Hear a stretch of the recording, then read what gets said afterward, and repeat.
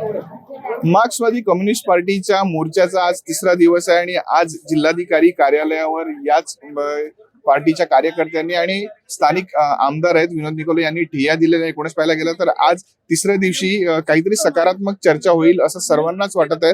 आपल्यासोबत स्थानिक कार्यकर्ते आहेत, त्यांच्याकडनं जाणून घेण्याचा प्रयत्न करूयात. दादा, मला सांगा की आज ठिय्या दिलेला आहे, मोठ्या प्रमाणात पोलीस बंदोबस्तही लागलेला आहे, तुम्ही स्वतः इकडे आलेला आहात, काय म्हणाल? गेल्या 2 दिवसापासून आम्ही चारोटी ते पालघर जिल्हा कार्यालयावरती हा लॉंग मार्च चालत आलेला जवळजवळ 65 ते 70 किलोमीटर. काल संध्याकाळी 6:30-7च्या सुमारास या ठिकाणी आम्ही पोहोचलो आणि पोहोचल्यानंतर या प्रशासनाने पोलिसांच्या माध्यमातून आम्हाला जिल्हा कार्यालयावरती जाण्यासाठी अडवणूक केलं. प्रशासनाने कुठलेही सहकार्य दाखवलेले नाही आणि या बघत आहोत की एवढ्या हजाराच्या संख्येने जवळजवळ 60 ते 70 हजार मोर्चेकरी या मोर्चामध्ये सामील झालेले आहेत आणि वर्षानुवर्ष प्रलंबित तेच प्रश्न या प्रशासनाकडे आम्ही मागण्याचा प्रयत्न करतो. आज जे युवक आहे यांच्या बाबतीत जर विचार केला, आज आमच्याकडे डिग्री आहे परंतु नोकऱ्या नाही.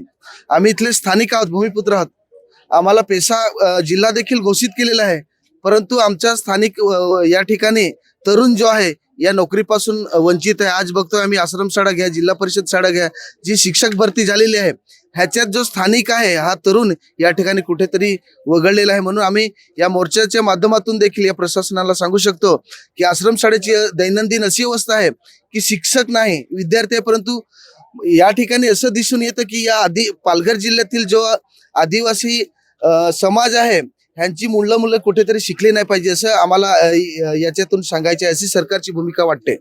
एकूणच पाहायला गेलं आपल्यासोबत काही महिला आहेत, त्यांच्याकडनं जाणून घेण्याचा प्रयत्न करूयात. ताई, मला सांगा, तुम्ही मोर्चामध्ये आलेला आहात, काय म्हणाल?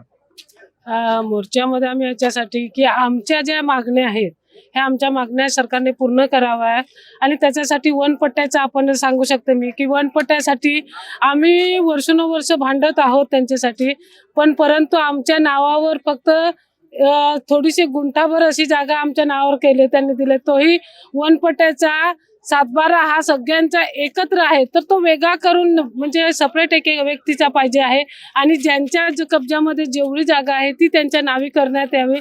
त्यातल्या त्यात एक स्मार्ट मीटरचं आहे.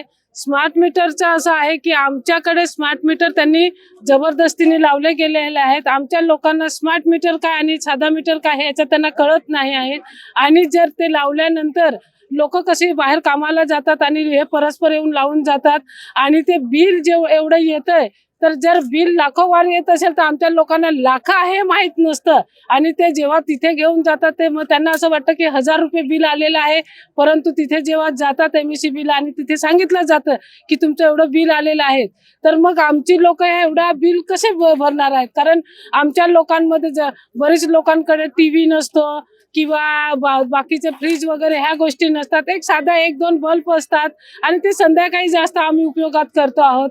परंतु सरकार एक कुठेतरी आपल्या आदिवासी समाजाकडनं लूटमार चालू यांची आहे आणि आम्हाला कुठेतरी ते फसवणूक करत आहेत की ह्या लोकांकडनं सगळ्या गोष्टीकडनं आमच्याकडे लादल्या जातात आमच्यावर आणि जबरदस्तीने केल्या जातात. आज आमचा हा मोर्चा नक्कीच शासनाकडनं काहीतरी फसवणूक होते असं स्थानिक महिलांचं म्हणणं आहे. आपल्यासोबत अजून महिला आहेत, त्यांच्याकडनं जाणून घेऊयात. ताई, काय म्हणाल? मोर्चामध्ये आलेला आहात, काय मागणी आहे? या ठिकाणी 12 मागण्या आहेत.